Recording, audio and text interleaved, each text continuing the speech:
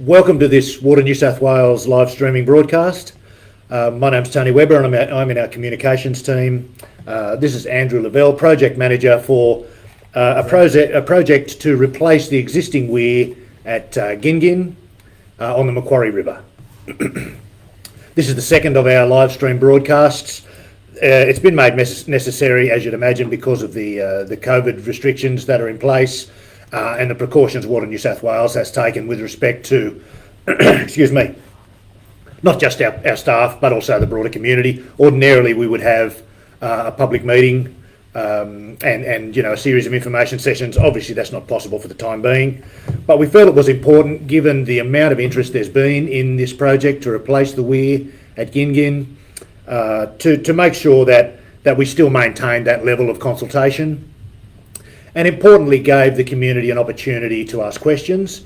We've had some quite extensive stakeholder engagement with all manner of users, user groups right across the community, but the intention here today was to really make available the opportunity to a broader group to ask questions direct to Andy as the project manager, and to provide us feedback, to raise issues concerned with the project and the like. Before we proceed, I'd like to acknowledge the traditional owners of the land that this broadcast is taking place on, the Wiradjuri people, and to pay our respects to the elders past and present. So as I said, the purpose of this is really to give the community and those who are interested in this project or who may have heard a little bit about it, the opportunity to hear a bit more, most importantly to ask questions. So please fire those questions through to us on Facebook. We'll endeavour to answer them as best we can here in real time. For those that are more difficult, we'll take on notice, we'll get back to you. If something occurs to you after the broadcast, by all means send us an email as well. We're really about making information available. As I think I said earlier, we're not about changing opinions on the project. Our priority is that those opinions are informed. What else do we need to tell people? I mean, so some of the information that you'll hear today is about the size of the structure, the intent of the project, the fact that there is an existing weir in place at Gingin, which I think has been lost in some of the early discussions at least. What are the benefits of the project? And I think most importantly, how can we be sure that this project will be conducted in line with the strict environmental rules that govern the riverine environment and all manner of the way this river system operates. So please send your questions through. Without any further ado, I'd like to hand over to Andrew as our project manager for just a brief overview on the project. Thanks, Tony. Good afternoon, everyone, and thanks for joining us here today. So the Macquarie Re-regulating Storage Project is a project that the New South Wales Government have engaged Water New South Wales to prepare a final business case on. A little bit of background about the project. It has been a project that's been considered as part of Infrastructure New South Wales state infrastructure strategies over the last few years. There's some reports and strategies being developed which outline what the issues are with risks to water security in the Macquarie Valley. It's one of the priority valleys that have been identified in those studies. And also Water New South Wales 20-year infrastructure strategy, which was completed in 2016. So our engagement to prepare the final business case is a lot of the work we've been doing over the last 12 months. And the project is a state significant infrastructure project, and therefore it has to go through an environmental impact statement process, which is a rigorous and statutory process that we will be following for this project, and it'll need approvals at both the state and federal levels. We've undertaken quite an extensive range of consultation over the last year or so. I think we probably hit the ground running in about September last year, and obviously with COVID, we've had to adapt some of the processes and ways in which we've engaged. We've had community forums via other platforms, and we'll continue to engage with the community and all stakeholders throughout the project. So just a bit of an update. So we've pretty much got to the finalisation of the design. That design has given us all the information we need to develop, the costings around the business case, and we're coming to the finalisation of the hydrological modelling, which gives us a paints a very clear picture of how the project will address long-term water security issues, which is part of the regional water strategy that the Department of Planning, Industry and Environment are developing, and that, as I understand it, will go out for public consultation sometime soon. I'm not too sure on the timeframes there. And this business case will be assessed under the framework of that regional water strategy. So a business case is an evaluation, a cost-benefit analysis. Yeah. So it's a preliminary or a secondary feasibility step, really. Yeah, it's a lot more detailed than the feasibility level. Right. We undertook a strategic level business case, which finished in 2018. And then this is the next stage, go through the planning stage of the project, and that will end up in being a business case, which will go for an investment decision. We'll have the business case ready at the end of this year, and it'll go for an investment decision to government early next year, we believe. Right. Yeah. And with that process, alongside it, we're running the environmental impact statement process. Development of that process, the development of that EIS and all the numerous assessments that we have to undertake will take a good 12 months or so from now to go from where we're at the moment in having the CEs received and going through the process to undertake a lot of those assessments, field studies, which are a bit challenging with COVID, and also some of the access we've required to do those studies along the riverbank. So can you just talk a little bit about what's involved in the environmental impact study? So what's the process? You identify potential impacts on the environment. Yep. And then Water New South Wales needs to outlay potentially how they will address those impacts. Yep. And then there's a public call for public submissions. Yeah, so I guess one of the more detailed step is we get assessment requirements back from the state and federal agencies. So the Secretary's environmental assessment requirements under the various state and federal acts that we have to assess the project under. Those assessment requirements come to us. We scope them out. You know, we'll go and it'll take a good 6 to 9 months at least for us to go and do those assessments, and there'll be a lot of studies, ecology, biodiversity. There's a whole range of technical studies that need to be undertaken, and those studies will, from a hydrology perspective, will look at the full impacts right from Burrendong Dam right through to the Macquarie marshes, and include what potential impacts may be on the marshes.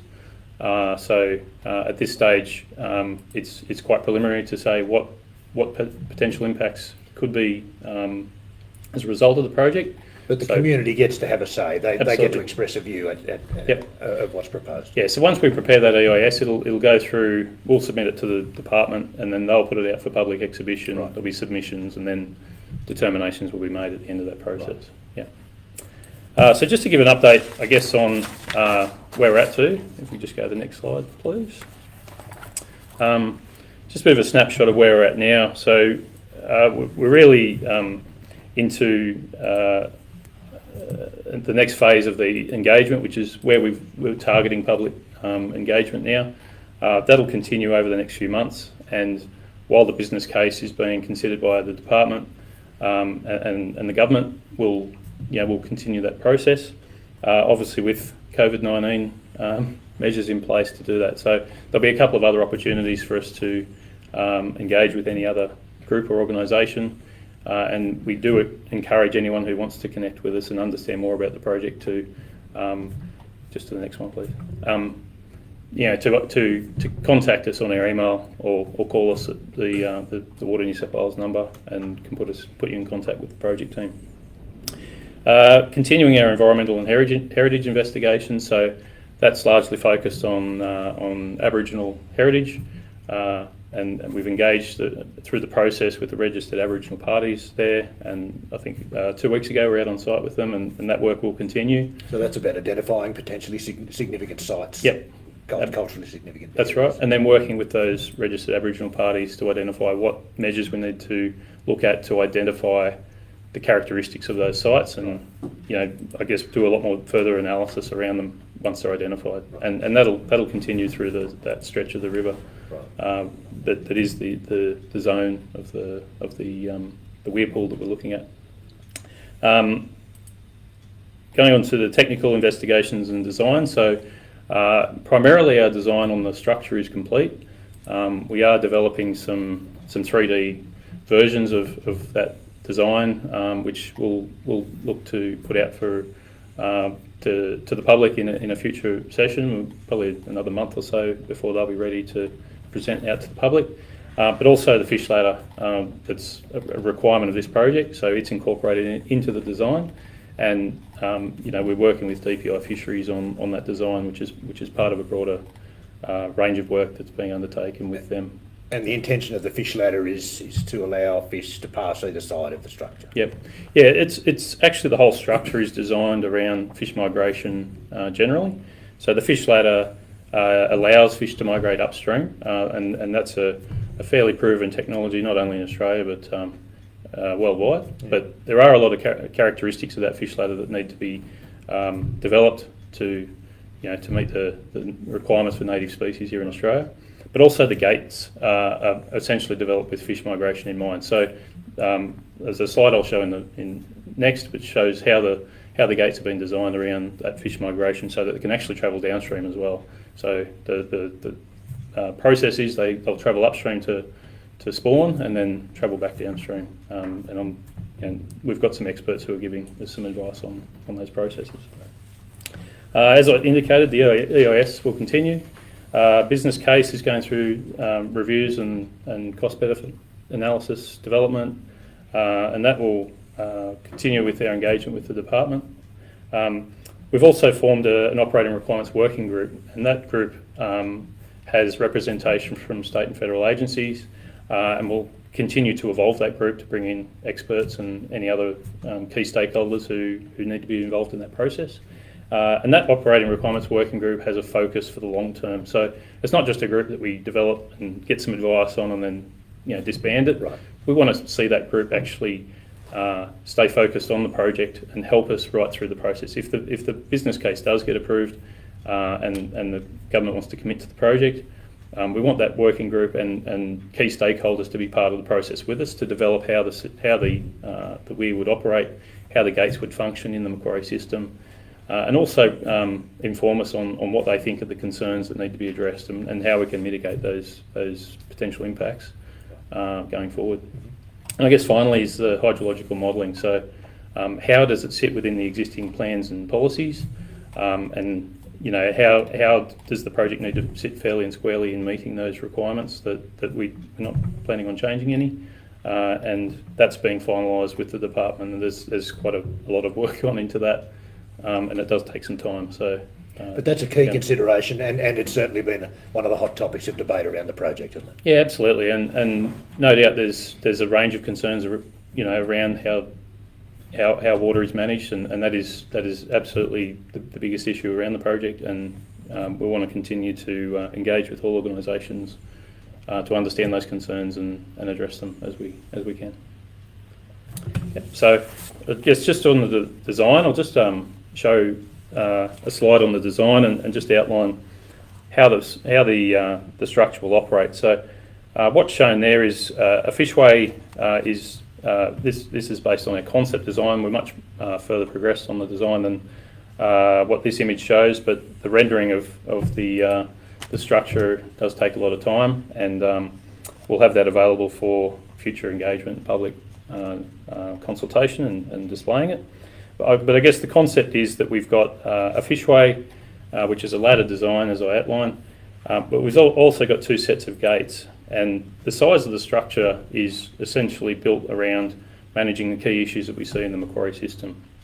I guess firstly, focusing on the fish migration is the gates are designed, both the large radial gates, which can lift out of the water and allow that river to naturally flow through. So a lot of the advice we've had from fisheries and other experts we've engaged has said that's a great outcome for the river system. It'll allow the fish to, when we do have those large flows come in, it'll allow those gates can pull up out of the water and the fish can migrate downstream. But also in the middle of the design there is what we call overshot gates. Those gates actually retract, but there's a fairly nice and smooth dissipator on there to allow the fish to actually travel downstream. So when the river's operating normally, or when we are actually capturing the rainfall rejection or the cancelled orders, what is the basis of the project, we're releasing the normal river flows through those gates, the fish can migrate downstream. And it's quite a, it's a comparatively large structure, but that doesn't necessarily reflect the height of the water, does it? No. We're not talking about a large, high volume of water and excess inundation around the structure. No, that's right. Well, the design of the structure is essentially built around what large floods we do have in the Macquarie system, and also what we have in terms of catchments which feed into the Macquarie and the tributaries, such as the Talbragar and the Bell and the Little Rivers. When those large flow events come through, the large radial gates that you see there can actually pull up out of the water, allow those large flows to go through, and essentially all the operating equipment and the top of the structure remains above that flood level. What does happen frequently, as we've seen in certain years, is we have spill events out of Burrendong as well.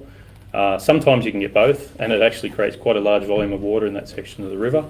And what we need to have is large gates that can allow those flows to pass through this structure. And what that's aimed at achieving is to make sure that we don't actually create an orifice in the river that might bank the water up, have it spill over the banks of the river when we do have those flood events or those large flows. And that will make sure that we don't have inundation of any properties that don't currently get inundated. I guess the characteristics of that area are that there is a breakout point that does flood, and we know that through the studies that we've undertaken. But the whole design has been around making sure that we don't create a bigger problem in terms of upstream flooding, and we're not inundating any more land than what currently is. Very good. So I guess just move on to the next slide, please. Just to finalise, we have a group, a range of groups set up, and this is where we have offered opportunities for groups to get involved with the project. So we have the Operating Requirements Working Group, and we also have stakeholder forums, and ongoing to those will be where we have different pathways for people to get involved. This will continue through the EIS development, so I guess the vision that we have is that this process will continue for at least the next year or so.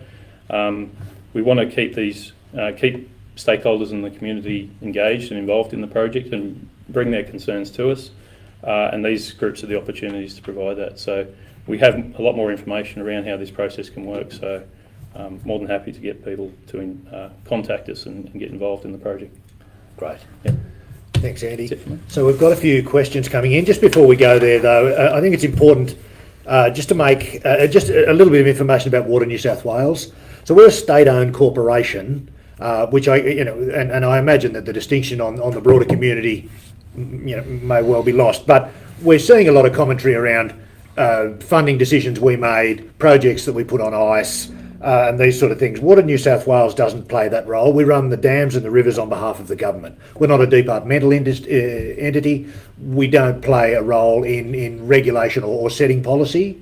So we don't have that discretionary funding, and we don't make those decisions. So that's just a point of clarity around some of the talk that we have as we go forward. So if we move to the questions, we don't know who that question is from, Joe. Joe's administering the questions as they come in. We don't know who that question is from? No. Andy, how are you going to address the loss of bank vegetation due to the changing levels of water in the pool? Bank erosion will reduce water quality and undermine the ancient river gums. So I guess that goes to weir height, but also duration, I think. Yeah. So over to you. Okay, so how are we going? We'll be addressing it as part of the EIS.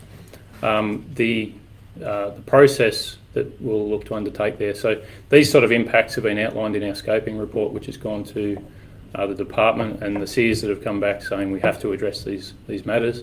So the assessments we undertake as part of the EIS will be engaging experts to go and undertake those studies. Right. Reports will come back, and then they'll be culminated into the EIS, and that will go out for public display as we've outlined. So these sorts of considerations lie at the heart of the environmental impact study process, yeah, which will have, as we said earlier, public input. Yep. Yeah. I guess looking at the specific issue of bank erosion is, the characteristics of the Macquarie are that we do have rising and falling water levels naturally through the tributary flows, when Burrendong spills, etc. So it does already happen in the Macquarie system, and what we've got to identify is this new storage going to create a bigger problem, and if it does create that bigger problem, how are we going to, assess what the impacts are and what mitigation measures we can put in place. Address it. Yeah. Right. Next question, Joe. Jason, has any thought been given for hydroelectricity at the site? That's a good question. There's a good question. There has been questions asked around whether hydroelectricity would be a feasible option. I guess it hasn't been. It's not a core Water New South Wales area to get involved in.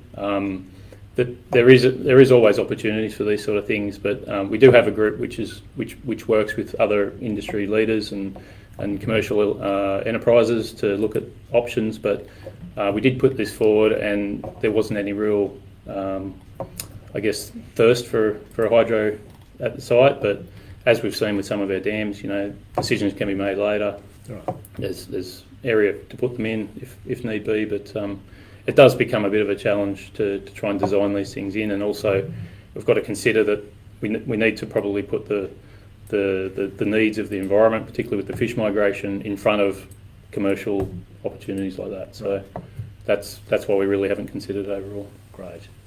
So Mel says, do you stand by your claim that last night, so we had a session yesterday, as some might be aware, that this project will be good for licensed environmental water holders and who in DPES, CEWO or New South Wales Fisheries. So they're various government agencies who may hold or administer environmental water accounts, environmental flows, who within those groups have publicly endorsed the project. Okay, that's probably a question on reflection. I guess personally, there wasn't necessarily a claim that it would be good for any environmental water holders as stated in the question. I don't speak for the environmental water holders. I guess what I did outline was that there would be a benefit to environmental water holders that we've identified. There will be continued consultation with those environmental water holders and giving them the information once we complete the hydrology and have the assessments undertaken. And those groups are part of the consultation process. They're providing information in while we advise them about the project. Yeah. So what I outlined was that there is benefit in providing water in terms of held environmental water. In terms of a statement around who publicly endorses that, Water New South Wales haven't made any public statement around endorsement of the project. We are engaged with those government departments and we'll continue to engage with them and provide the information to them. So I guess that's a question that will no doubt raise its head again, and we'll continue to engage with those agencies. Very good. David says, what impact will the large weir pool have on groundwater recharge and how will you fix it? What impact the large weir pool will have, again, is up for the environmental assessment. So the EIS process and the assessments that we're undertaking will determine what impacts that will have. Right. So geomorphology assessment will be undertaken. And I guess it's early to say whether there will be an impact or not. Those assessments will identify whether there is an impact, and then once we get those assessments completed, we'll identify measures, if needed, to mitigate those impacts, and to work with any key stakeholders on how we can address those matters. Where circumstances allow for water to be held temporarily in the weir pool, the dimensions will not be dissimilar to the existing weir. Is that correct? It will stretch back a lot further up the river system, and naturally with the shape and form of the riverbanks. If we have a large cancelled order event and we hold that water in the storage, no doubt the water will rise up the bank several metres. But those events do vary. So sometimes I think the frequency of most of the events are around about 1 to 2 gigalitres. So the actual height will fluctuate at a much lower frequency. When we do have those large events, that will bring the water level up in the banks. For how long though? Do we have a picture at this point? In terms of duration, that's up for the operating requirements working group to make determinations on. I guess conceptually we're working on around about a 2 to 4 week period. Right. But also, the design is being assessed further in terms of the survey work and the studies upstream. And the weir pool will stretch back. We think somewhere in the vicinity of about 25 to 30 kilometres. Right. But we have actually, as part of the design process, we've reduced the size of the storage, the maximum level in the storage down by another metre. Right. So we're looking at the survey work to map out on the river how far that will stretch back in terms of a weir pool. But it'll stretch back a little bit further than the existing weir pool, which I think is around about 15 kilometres from memory. Okay. Yeah. Matt, we've had some newcomers join, so welcome along. This is the Water New South Wales live stream event or information session on the proposal to replace the weir at Gingin on the Macquarie River. I'm Tony, I'm in the comms team. This is Andy Lavelle, our project manager. We're just getting started on the questions, so thanks for joining us. Matt, Andrew, I know we touched on it last night, so for those who've just joined me, this is our second session. We had one last night. However, can you please expand on rainfall rejection? Exactly how many water orders are cancelled yearly due to rainfall rejection? So that's where irrigators put in order for water who may well be downstream of the weir, and a rainfall event means that they choose to cancel that water. So that water no longer comes off their account, and under this proposal it would be held temporarily at the weir with a view to servicing future orders immediately downstream, meaning water doesn't have to be released all the way from Burrendong to reach those recipients. Yeah, so to expand on the rainfall rejection, so as Tony's outlined, the concept is that it's a long lead time to order, particularly downstream of Gingin. We're talking, in that vicinity, it's about 6 to 8 days, depending on the environmental conditions, and further down it gets sort of 10, 12 days. So I guess, and by that you mean travel time from down Burrendong. the river, right? Yeah. So that's a fairly lengthy time, and the users of that water have to predict when they'll need it and order in advance. And I guess to expand on the Joe, if you could just bring that question back for me. So how many times a year do we think that would take place? Yeah, so how many times a year is actually, we have years where it's quite frequent. It all depends on the environmental conditions. We have some years where it's quite high, and we have some years where it's very low. I guess what we need to identify is that there's an average that we're working to, and those figures are being reviewed with the department at the moment. So we aren't able to release those figures at the moment. And I guess in recent years it would have been almost zero. Yeah, in the last couple of years, I think in the drought, particularly when the allocations for general security go to zero and to low numbers, that the rainfall rejections are actually very low, if any at all. So naturally, the way the structure will operate in the system will be that it won't hold any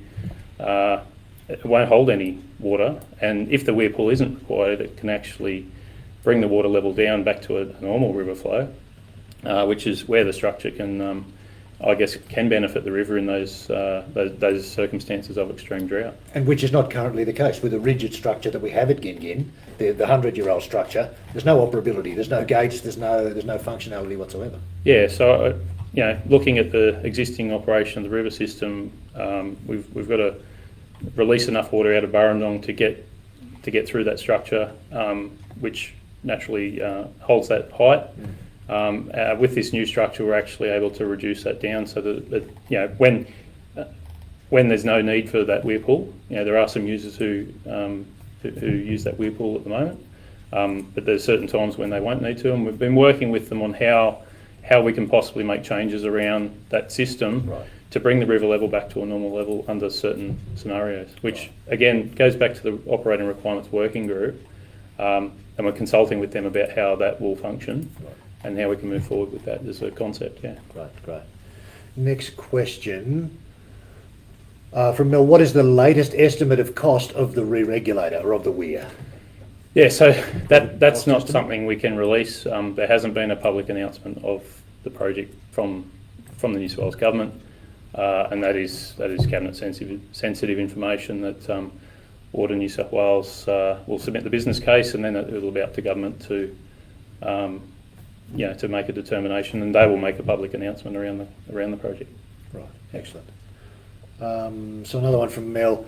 Water New South Wales did not propose funding for mandated fishways through IPART funding, so that'd be our pricing determination. We need to go to IPART as a state-owned corporation and outline what we think our operating expenses will be. IPART then assesses them to see whether they're a prudent and efficient assessment of our operating costs. So Mel's question is, in 2014, we didn't include a proposal for funding. We didn't ask for funding for mandated fishways in that pricing determination.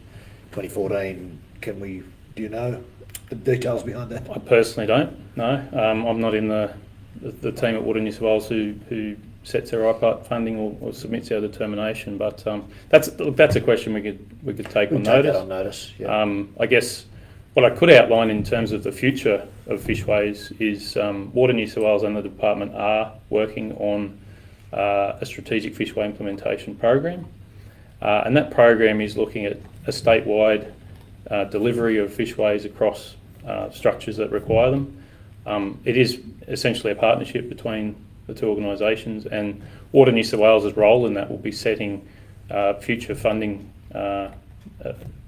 models for whether they're incorporated into IPART funding or other sources, but it's working with the department on that. It's at a strategic level at the moment, but there's a lot of fishways in that program, I do know, and there's been a lot of work going into appropriate designs that actually are well informed, and when you build a fishway you've got one crack at it, and it's very hard to modify later, so it's important we get that right and obviously get the funding model right as well. Right. Yeah.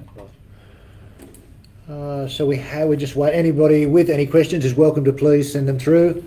This is Tony from the communications team. Andy's our project manager on this proposal to replace the existing weir at Gingin with a 21st century equivalent. Just on that project itself, and I guess some of the debate has been what will be, does it change the allocation of water? Who are the principal beneficiaries of the project? Yeah, so the focus of the project is really about the long-term water security of the whole Macquarie Valley. Naturally, there's existing policies and plans which are set. We don't have any involvement in outlining what those plans and policies should be. So the way the water's divided up now, to use a simple expression, that doesn't change under this project. This project doesn't have a bearing on those water sharing plans. No, and I think probably more appropriate to outline is we have to build the project into how those water sharing plans and water management acts and various other policies and plans are developed. The Murray-Darling Basin Plan is also something we have to adhere to. So we're ensuring that the project development is looking to ensure it sits squarely in the middle of the framework, so it's not going to appropriate more water for any specific industry that's outside of the policies or the plans, and that's where it's important that we undertake the hydrology. We run through that with the department, and then we start to look at the impacts of how the project will fit, whether it does or doesn't have any potential policy or plan issues. And our approach to that would be to actually taper everything back to say, there's a need to continue to model some of the outcomes there, and the scenarios we've been putting forward. So there's an ongoing process there, and that's going to continue throughout the project, particularly with regards to the hydrology on the environmental impact statement as well. And with the existing structure, it's 100 years old. There's no capacity, except in the event of a high flow event, for fish to move past that barrier. Where we're seeing, ordinary or modest river flows, there's no capacity for fish to pass through that barrier. No, and I think recently we've done as part of the studies that I did run my eyes across. I think there's about 135 kilometres of river section that will be opened up, which hasn't been open for the last 120 years, as long as that structure's been there. Right. I think the old structure will be decommissioned as part of this project. So basically the whole middle section would be removed out of the water. We'll make it safe, and it'll still remain a public area as it currently is today. The location for the new structure will be about 300 metres downstream, and when we decommission that structure, it'll allow for the fish migration to go past it. The walls, based on the heritage advice we've got, the walls will be left to retain some heritage value in the area. And then the fish ladder and the gates will allow for fish migration upstream and downstream. And obviously with the variance in the water levels that the new structure can provide, yes, it can rise and it can be essentially maintained to continue, to maintain river health. And that's where, again, the Operating Requirements Working Group will help us develop that, how the infrastructure will operate into the future. But it can actually reduce the river level down, so if there's low flows under a drought scenario, fish can travel freely upstream and downstream when we're actually able to lift those radial gates out of the water. Right. Yeah. And it took me a while to understand this, but the saving is in evaporation, right? To deliver water to the end of the Macquarie Valley as it stands today, existing weir or no, that water all has to travel from Burrendong Dam, the other side of Wellington. What is it, hundreds of kilometres, would we say, to the far reaches of the system? Yeah, in terms of river length, I'm not completely sure. It'll probably be more like 200 kilometres, I'd imagine. And then that breaks up into smaller creek systems. So tremendous volume of water. Yep. And enormous evaporation rates in the peak of summer. A nice hot windy day in February, you'd be losing huge volumes of water. This project proposes that water that's cancelled, that are irrigation orders, can be captured temporarily at the new Gingham Weir and then released using the gates to service orders immediately downstream, rather than that water having to travel all the way from Burrendong Dam. Yeah. So there's a huge saving in evaporation rates alone. Yeah, look, I guess evaporation's a very, it's a science behind it, and I don't have the answer to how much it can save, but it's more about the way in which the whole system is managed over a longer period of time. So, we can probably use the last 3 or 4 years as a really good example of how the river system can benefit from the new structure, specifically in terms of delivering water under those drought scenarios. And that's where we're continuing to work with the department. Obviously, this project sits in a regional water strategy, which is a much bigger picture for the whole Macquarie system, and how the river system can be operated to ensure that sustainability is maintained, so the environment still gets water as it currently does today. Under the rules. Yeah, and we're able to, sustain the volume of water that we receive, particularly under the drought scenarios.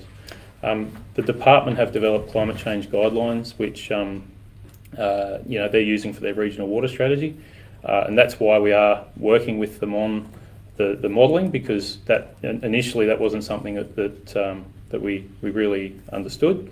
Now we've got those guidelines. We're working with them on that variability and climate change in the long term, and that's how really the long-term benefits it's not focusing on we'll get a benefit in 12 months. Right. It's focusing on the long-term operation of the river, particularly if in 10, 20 years we do see more climatic change if it does happen, and that's what the modelling will undertake. So that's I guess an insight into the complexities and looking at the longer term aspects of how the Macquarie functions.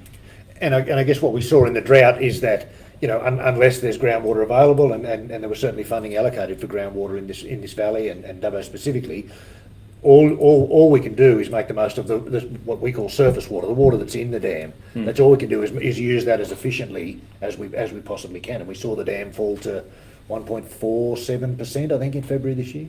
Yeah.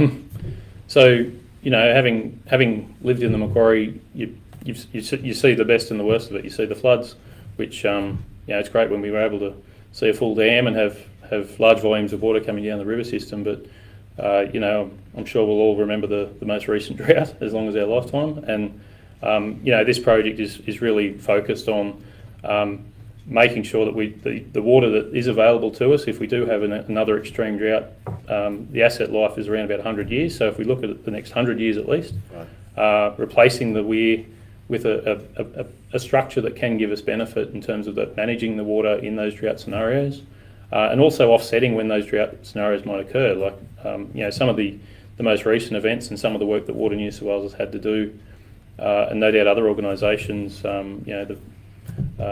the works that have happened to I guess mitigate the impacts of drought. This is where a long-term view is being taken, and that's where the benefits in terms of general river health can be considered. Just on terminology, around the corner from my place, there's a sign, "Don't dam the Macquarie," in relation to, as part of a campaign to raise debate about this project to replace the weir at Gin. Notwithstanding the fact that weir is already there, as far as water managers go, what's the terminology? How's the difference between a dam and a weir? I guess looking at it in its simplest form, a dam is essentially a wall that would back water up and then it's released quite slowly. This is a structure that is gated. It'll have water flowing over it. So the whole concept of weir dates back, probably several hundred years. There's weirs all around the world, and I'm sure there's a lot of old weirs across the world where the concept is based from. I don't believe there's been a weir of this size constructed in some time, and the approach that we've always taken is we want to build it to be dynamic and to maintain the river health and to be able to manage water in tune with what the river does need. And that's where we've taken it out to these key stakeholders. We've continued to broader engagement and get a lot of feedback where stakeholders and community can provide us their concerns, and we can look to continue to address those. From David, will the fishway offset the negative impacts to habitat for fish? Will the fish be better off? I guess we've touched on that. Yeah, and that's a really good question. It's probably a question that we would defer to our experts. We have some in-house expertise in terms of fish habitat. And we're also engaging with other experts in the outside of Water New South Wales to inform us of that. I guess that's again a question around identifying what the impacts to the habitats will be from the water levels. But I guess one example of where we're working to mitigate those impacts are, we've had some preliminary meetings and discussions about the operating of this structure, and the breeding pattern of the native fish is something that we really want to consider, and not only consider but build into the operating requirements. So if we look at fish migrating upstream, and let's assume that they migrate into the zone of the inundation, concern was raised about dropping the water level when they are breeding, and our approach has been to build into the operating requirements of the structure requirements that maintain that we can't drop that water level at that time, because that is critical for the fish breeding. So the fishway alone, or the fish passage alone, won't specifically address any of those habitat impacts. Right. But we believe the operation of the structure can really provide a really good benefit to that area of what the current weir does not. It maintains that river level, and we want to consider what all year round requirements, particularly for fish habitat. There are other considerations, there are other ecological considerations that we're giving to other living species in the aquatic environment there, and that's where our EIS studies will also focus as well. And we touched on it earlier, but what about Aboriginal cultural heritage? How do we assess those impacts? We work with local groups, you said? Yeah, so the local Aboriginal Lands Councils have been engaged as part of that process. And that's where we'll continue to engage over the long term, particularly through the whole EIS process. Like I said, we did some field work out on site with representatives from those groups, and that's where we really value that input. We'll continue to work with them. We've got environmental leads who will continue to work with those registered Aboriginal parties. And work with the communities around if there are any impacted sites. We don't have any plans at all to impact on those sites if they are in the vicinity of the new structure and also in the river. Right. I guess based on the knowledge that I have, is that work will continue. So that's our approach, and all part of the assessment processes that we're committed to. Thanks. Question from Mel. The environmental impact study assessment will be done by the New South Wales Government, who are the proponents of the project. Is there a conflict of interest for the public to be concerned about? Well, look, in terms of a conflict of interest, the proponents of the project are the water group in DPIE. The assessments will be, essentially run by the planning group in DPIE. I don't have any views or other about conflicts of interest in that group, and I guess the other factor to consider here is that it does require federal approval as well. So it's not just one approval. It is approvals are required under both the state and federal acts, and it will require both the state and federal ministers to essentially sign off on the EIS. It's not a process that we will be involved with. That's all. Once we submit the EIS, they'll come back with a response to us. We may need to submit more information or make amendments to the EIS based on that feedback. But that's a fairly ongoing process, and it's probably a fair way off where we're currently focused at the moment. But I don't believe there'll be any conflict of interest from where we stand. And I guess from your recent experience, you did the deep storage pumping project at Burrendong Dam at the height of the drought. Yep. Would you say it's an easy process to get environmental approvals for work that takes place in rivers or dams or associated infrastructure? Well, the process we always undertake is to engage with the agencies, or for example NRA, National Resources, and get their feedback on the environmental approvals depending on the level. But I guess what I'm saying is that rules framework fairly strict? Well, it's robust. Yeah, it is strict. There's acts you have to follow, and the various state and federal acts that we have to work within, we'll be following those to the letter. Yeah. David, if this weir was already in place during the death of the river downstream of Warren last year, would it have helped? So this refers to, at the height of the drought, once again, as a water savings measure for town water and critical human needs. The Warren weir was raised, and the river effectively was stopped from flowing further down into the creek network that we spoke about, and that was to save water for town supply. Andy, can you touch on that? Yeah, so it's probably a reflection back on the last year or last 2 years around when you see a lot of reactive plans to assess drought impacts, and also I guess the best way to describe it is quite a flurry of activities to ensure that there's no, I guess as David's put it, the death of the river. I guess we could conceptually look at if there was a re-regulating storage in the Macquarie system, and we had the capability to recapture the cancelled orders, and then the benefit of the project could have been more water held in Burrendong for a longer period of time. Right. I guess the outcome could have been that the drought impacts could have been offset, that we would have maintained river flows for a longer period of time. Right. But I guess too, that's at a very concept level. There's been no study done around whether it could or couldn't have. It's just a point of view, and given that. But it's one of the objectives of the project, isn't it? Yeah. And look, I guess looking at long-term planned infrastructure versus the deep storage access works, we had to meet a critical 0-day timeline too. Right. It's a question of whether the investment now should be put in to look at that in the long term to make sure we never get to that situation again.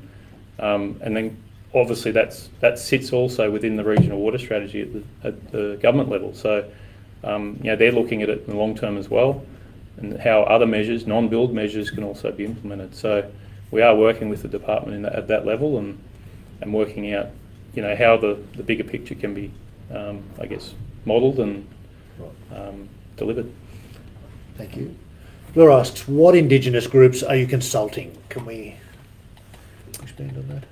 Well, yeah, the three local Aboriginal lands councils in the vicinity around Warren, Trangie and Narromine are engaged as part of the environmental assessments we're undertaking for the EIS. Because that's where it's considered most likely there'll be an impact or a potential impact in the vicinity of the weir itself. Yeah, so that location at Gingin is sort of right in the middle of where those local Aboriginal lands councils geographically are located. But we've also had various Aboriginal community members contact us about the project, and we always offer any time to continue to consult with any Aboriginal community or group that would like to know more information about the project, raise any concerns, and our environmental lead will be more than happy to make themselves available to consult and continue to. It's a bit tricky to get out on site because of the COVID-19 restrictions, but we're more than happy to continue to engage and consult on any group. Yep. Great, thank you. Well, that's probably we're drawing us to the end. If there's any last minute questions, by all means send them through to Andy. There's just one more there. One more there. So will there be any disturbance to Aboriginal heritage, so cultural heritage sites? Yeah, well, that's the process we're actually working to right at this moment.